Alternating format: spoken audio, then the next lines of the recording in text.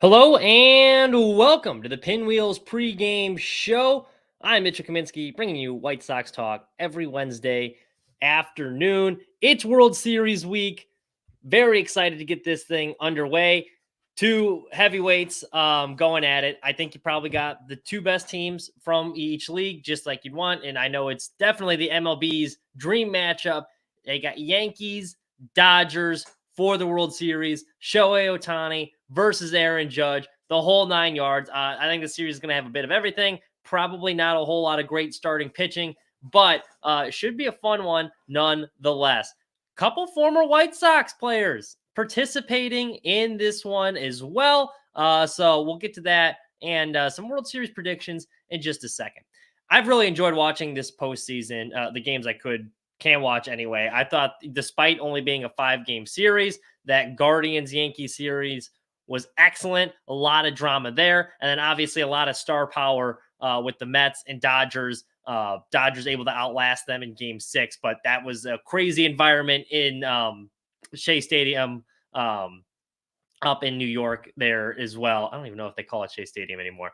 Either way, but the Mets fans, props to them. That was a pretty cool environment that they were playing in, but unable to get the job done. I do want to talk about this though. Watching these two series, and I said this at the beginning of the playoffs. It was when you watch the White Sox all year, and you're kind of is like, for me anyway, because baseball is a very, and I think this is also one of the reasons it hasn't become as popular nationally as like a football, say. But baseball is a very regional sport.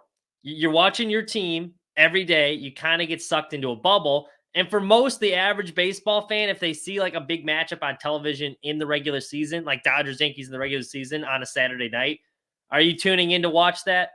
Probably. The average fan, probably not. Now, if you love baseball, obviously you're watching, but if you're just tuning into your team, you're a Braves fan, you're only watching Braves games. You don't really care about the Fox national game. So you kind of get sucked into this bubble and you're watching the same team over and over again. And it was astounding to me because I kind of fell into that too. I usually only watch mostly White Sox baseball throughout the season.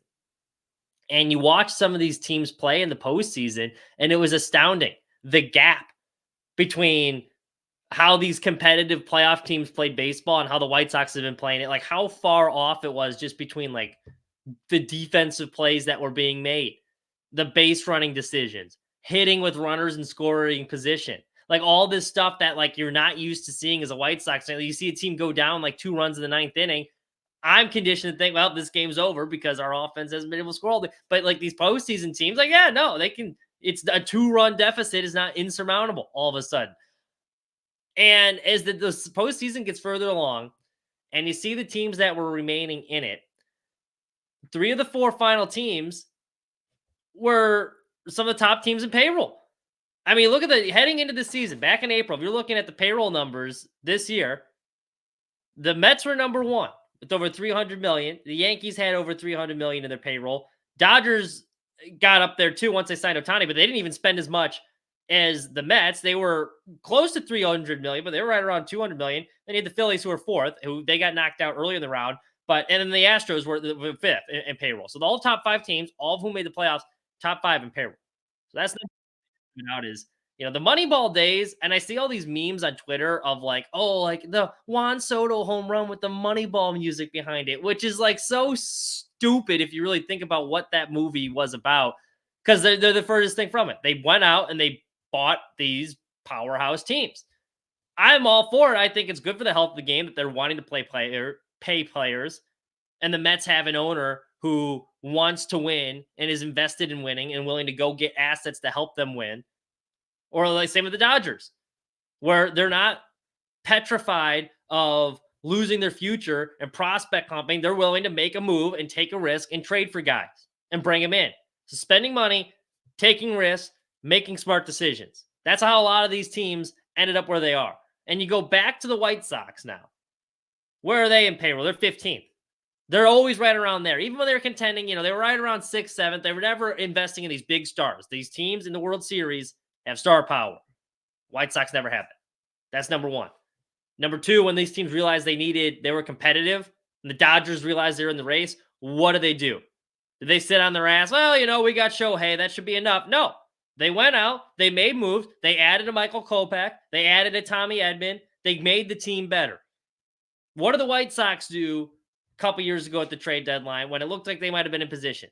They didn't take any risks because they got burned the year before on Craig Kimbrell with that trade. And so, with the thick of things back in 2022, when they're right around 500, still in the mix in that division, they went out and they didn't do anything during the trade deadline. They played it safe. They added Jake Diekman, who didn't do jack shit for them.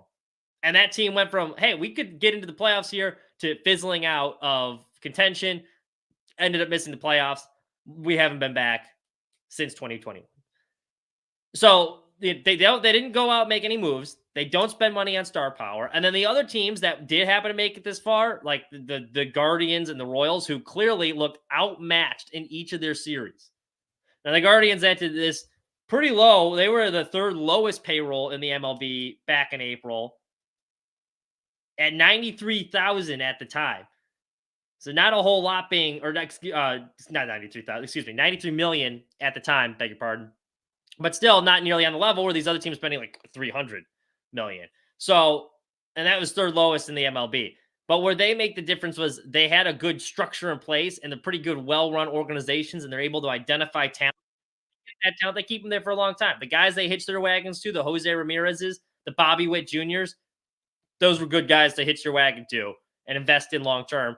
But the White Sox, clearly in their last rebuild, invested in the wrong guys. It just feels like as these playoffs have gone along and you see the teams that are doing well and where they're at and where the White Sox are at, making me a little bit more discouraged that this thing can be turned around quickly or B anytime soon.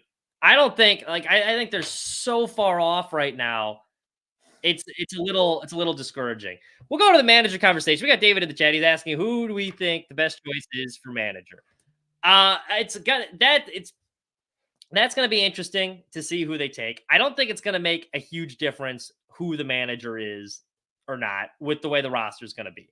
Because I think whoever they pick, I don't think there's a huge list. And now they do have a pretty solid list of candidates, and I'll pull that up too. Just a second here, but they do have a pretty solid list of candidates. It does look like, but I can't imagine the list of people wanting to take that White Sox job is very high. And I foresee this almost as like a Rick Renteria type hire, is they're looking for a guy that's going to set a culture there and kind of help establish that culture until they're ready to win. And if they do get a guy that they think can be their long-term, even better. But I wouldn't have been surprised if they keep Grady Sizemore. Now I know they really like that McCullough from the Dodgers. I think he's probably the lead choice. Will Venable could be very interesting from the Rangers as well. That's probably who I would like to see. But I think especially if the Dodgers win this World Series, you're going to have a guy that just won the World Series. I think that Clayton McCullough from the Dodgers is probably who I think gets that manager job. But I just want a guy that I think really what they're looking for is a guy like, and that's why I think Grady earned consideration for the job with what he was doing at the end of the year, is because they kept the team competitive and like the guys were out there trying. They're trying to build that culture. So here's the full list of names. Like as last check, these are the big dogs that are in the mix per John Heyman for this manager job. So there's Angels manager Phil Nevin, or former Angels manager Phil Nevin. He kind of got Nevin. He was there for a little bit. He's the only candidate on this list, I should say, who has managed a game in the big leagues before. He got the job in Anaheim after Joe Maddon got fired in 2022, and then he was awarded a 1-year extension. They kind of were floundering, but they finished the season 46-59. Angels front office was like, okay, with Shohei and Trout, we'll bring you back for another year. 2023, they went 73-89. And that was a team kind of like the White Sox that year that they had some pieces. They should have been a lot better than they were. They kind of underperformed. So he did interview for the Padres job too. They passed over him and went with Mike Schilt, who I think's been doing a really good job over there. So that just kind of goes to show, like, there's another contending team that passed. Not too high on Phil Nevin. Cardinals bench coach Daniel Descalzo is another one on that list. Not a ton of managerial experience. Recently retired player, so I think you'd just be kind of getting what you already have with Grady there, and I don't think Grady's the solution either. The Cardinals were not particularly a very competitive team this year, so they didn't strike me as like the most well-coached.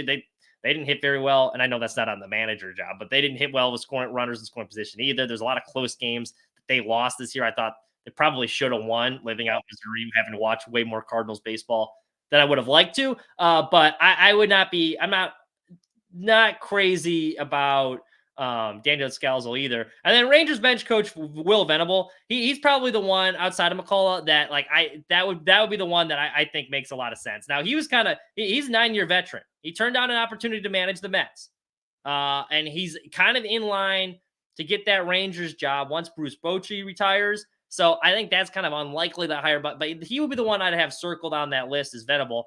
He spent 8 seasons in the MLB as an outfielder. I do think the former playing experience, it's not end all be all, but it does definitely help. And now I should mention Nevin. He was a former player as well. So was Descalzo, but they all check that box. A former player, he played his final 37 games with the Texas Rangers in 2015. And he was a pretty average player, but he was Alex Cora's bench coach after he retired in Boston. He then got offered an associate manager job under Bruce Bochy. Pretty good guy to have as your right-hand man and kind of learn the ropes from. And he held that position for 2 seasons, and he helped them win a World Series ring. So championship pedigree. He's learning under a guy who's very smart in Bruce Bochy, a guy that I think, if the White Sox hire him, maybe the 2022 season looks a whole lot different than it ended up, or the future of the team looks a whole lot better than what it ended up. I don't know, but former player, good experience as manager, been in a winning organization. I think he checks a lot of the boxes the White Sox want. So that would be who I would like to see as the manager. But I should preface it with this too. Where this team's at right now, unlike the last one, I don't have a ton of strong feelings. I'm not going to be pounding the table or jumping for joy no matter who they hire. There's not a whole lot of these names that really get me excited or angry one way or the other. It's just going to be, we'll see who they hire. And then, best of luck to them at this. That's kind of where I'm at on that manager search to this point. But Venable, I think he's the guy. I don't think he gets it, but that's who I would like to see get it. I do think it's going to be the Dodgers first base coach, though, who ends up inevitably getting the job. Now, speaking of coaching, there's a couple of players in this World Series still for the White Sox, or former White Sox players that are pitching for the Yankees. We got one with the Dodgers as well. Actually, interestingly enough, in the championship series, Carlos Rodon started the closeout game for the Yankees, and the Dodgers had a bullpen game in their closeout game against the Mets. Michael Kopech got that start. So the 2 White Sox pitchers, former White Sox pitchers, starting their closeout games for their new team. But this Yankees bullpen, quite a few former White Sox pitchers in there. 4 to be exact. All of them have thrown innings for them this postseason. Some of these guys were in the White Sox organization as early as this season. So kind of crazy what the change of scenery can do. I'm going to go through those guys right now because some of you might have forgotten about. First one was a little interesting. And this was surprising. They picked him up on a minor league deal after he pitched for the Brewers. This is Jake Cousins. Now, Jake Cousins had never made a major league roster, an opening day MLB roster, I should say, until 2022. So being kind of one of these fringe minor league deal guys, White Sox picked him up this offseason on a minor league deal, and he came in with a pretty respectable career in the bullpen. In 52 MLB innings, 3.08 ERA. So not a bad body of work there. He had just been in the Brewers bullpen the season before. He comes into the Cactus League, and he dominated in spring training. 1.29 ERA, 7 innings, struck out 11 batters, only allowed 2 walks. But despite all of that, and even with the White Sox bullpen being as bad as it was, he didn't make the opening day roster. So that was interesting to me. And then they opted to trade him later that month to the Yankees for cash considerations. Now he's turned into this excellent weapon for the Yankees bullpen. 38 innings this year and 37 games. Posted a 2.37 ERA in that stretch. Pretty good. He also recorded a save. Opponents hitting 154 off of him, and he struck out 34% of the batters he's faced. That's pretty damn good. And that's a guy the White Sox had in their bullpen, and they let go just for cash considerations. Postseason, he hasn't been great for him, but that was a guy that really contributed during the regular season. Next guy on this list, Ian Hamilton. Now, Ian Hamilton, you might remember because the White Sox had him and Ryan Burr, who were both prospects, right-handed pitching prospects coming up. That's when the musical Hamilton was really popular. The Burr Hamilton connection, because Burr obviously famously killed Alexander Hamilton. But so that was, I always thought that was kind of a fun historical nugget. And then we also had Jake Berger and then Jake Fry too. So we had the historical reference, food references. White Sox prospects had it going. The naming wise, they had a lot of boxes covered back then. But Hamilton, he's been very good this year too. So he was with the White Sox, and he never really got a great opportunity. He was in the minor leagues for a while. He'd been kind of billed as like this closer. I remember he was closing games for Charlotte for a little bit. He looked pretty good. He made his debut with the Sox in 2018, but he appeared in only 10 games that year, and he didn't get another opportunity in the big leagues till 2020. But he only threw 4 innings that season, and then he was later placed on waivers. Mariners pick him up on waivers before the end of the season, and then he gets another opportunity in Minnesota. Again, the Twins didn't give him much of a run either. He only made 1 appearance for them, 2.2 innings in total. The Yankees come calling in 2023. They're the first team to give him an extended look. Aaron Boone's like, hey, well, you know what? We trust you. We'll throw you out there. He threw 58 innings in 2023, and he had 2.64 ERA, career best strikeout percentage during that span. So good for Ian Hamilton. I mean, guy's been a stud. This year took a bit of a step back, 3.82 ERA, but he lowered his walk rate below 10. So respectable pitcher out of their bullpen, another former White Sox guy. This is a throwback a bit. And I remember my favorite Tommy Kahnle moment, another former White Sox pitcher. Not favorite, I guess, most memorable, I guess I should say. White Sox in April of 2016, I believe. They got off to a pretty hot start that year. I think they were at 23-10 in the first half of that season. Then there was a game where it all unraveled, and you can pinpoint the mark. They were in Kansas City, and they had a big lead in that game. I think they were up like 7-1 or 7-0 or something along those lines, but it was early in the year. And they slowly started to implode late in that game, and Kahnle came in to pitch, threw a couple wild pitches. Then they had to bring in Robertson, and so things started spinning off the wheel. It ended up cutting it down to like 7-6, and they had to bring in David Robertson. He ended up blowing it, and after coughing away that big lead, White Sox season was never the same. The White Sox, they cleaned house during the 2017 deadline following year. He was one of the guys traded. It was a very big trade at the time. It was Todd Frazier, David Robertson, who we just mentioned, Tommy Kahnle. They all went to the Yankees. We got back Ian Clarkin, Tito Polo, Tyler Clippard, and Blake Rutherford, none of whom currently with the team. Yankees still got Tommy Kahnle. Now, this is his second stint with the Yankees. It wasn't all with that trade, but, he turned out to be the most valuable piece of that trade. He spent 6 of his last 7 seasons with the Yankees. The only exception was 2022 with the Dodgers. This season, 2.11 ERA, 46 strikeouts, and 42 innings of work, and he's been used 6 times this postseason. He earned the save, Game 4 of the ALCS. Final pitcher for the Yankees right here, that former White Sox, another guy that pitched with the White Sox, unlike Cousins, who was just signed to a minor league deal. This guy actually pitched with us. Tim Hill, you might remember on Pinwheels and Ivy. He kind of looked like the guy that would be standing outside the gas station trying to sell you cheap cigarettes. Looked a bit homeless as well. Funky delivery for where it's like kind of that submarine. But White Sox signed Tim Hill this offseason, just under $2 million.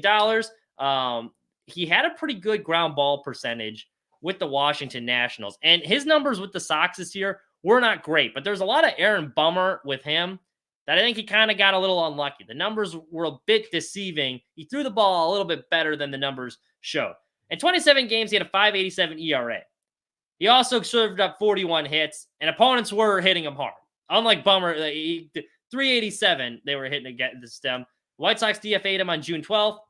He got released a week later.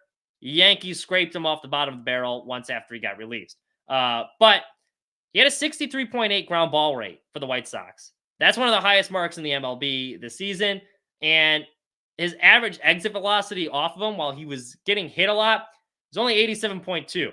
So he gave up a lot of hits. He gave up a lot of contact, but oftentimes it was ground balls and they weren't hit very hard. But when you got that lackluster defense behind you, a lot of those start falling for hits. So I was not actually too surprised that things really clicked for him once he got into New York. And it was funny that the decision to move off of him was because they wanted to give Justin Anderson and Jared Schuster more looks. And I don't think like Schuster got a couple looks, but like they weren't using them as much as I thought they would because that was the decision Pedro Grifol gave to justify getting rid of him. But since getting signed by the Yankees, 2.05 ERA in 44 innings. Opponents who were hitting nearly 400 when he was in a White Sox uniform, all of a sudden that batting average dropped to 225 when he was pitching in the Yankees bullpen.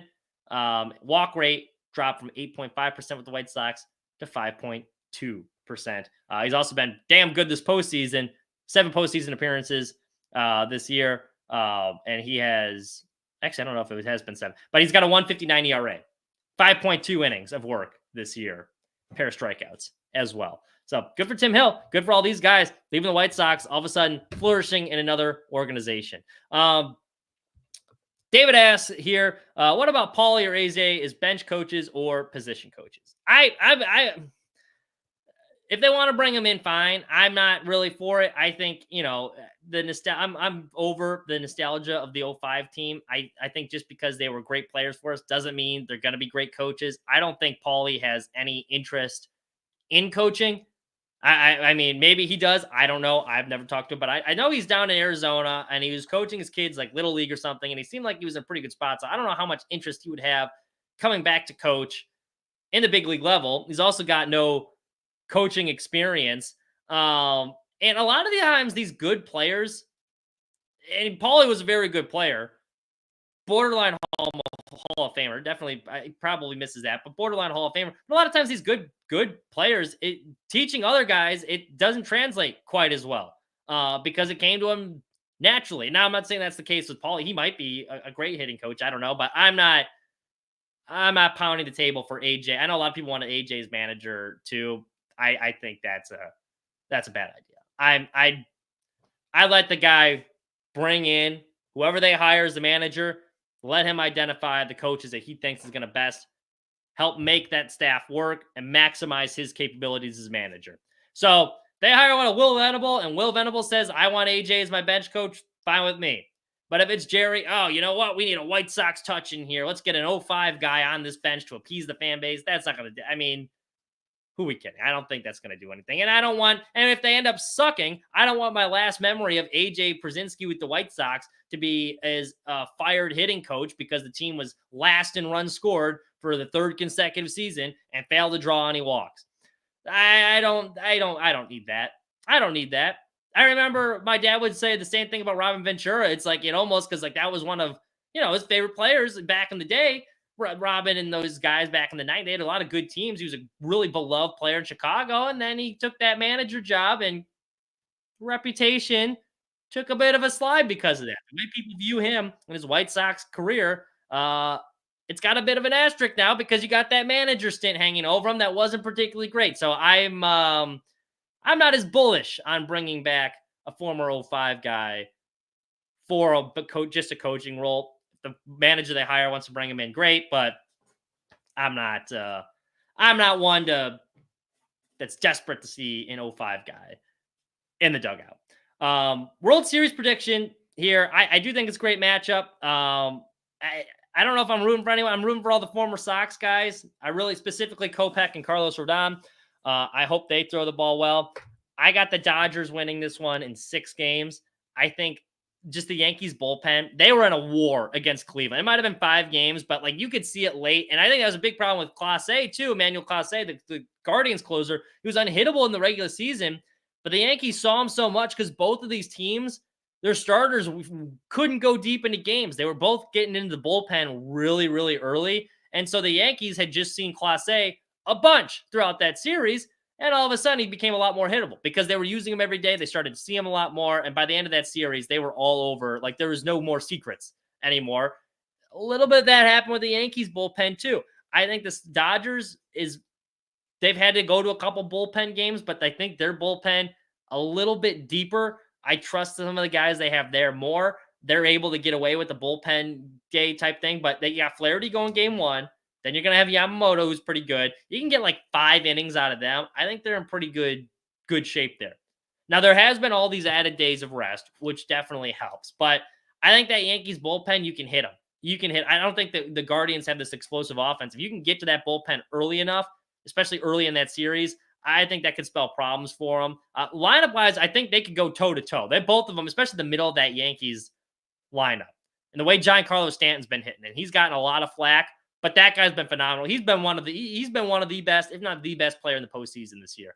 Every time the Yankees need a big hit, Stanton's been there. He doesn't run very well anymore. He doesn't play any defense, but damn it, he still hits big home runs for him and starting to justify that contract. After all those years, they're paying him all that money, and he just didn't look the same. This is why you pay a star like that. He's been excellent. So Soto, Judge, and him, I think they could keep it interesting.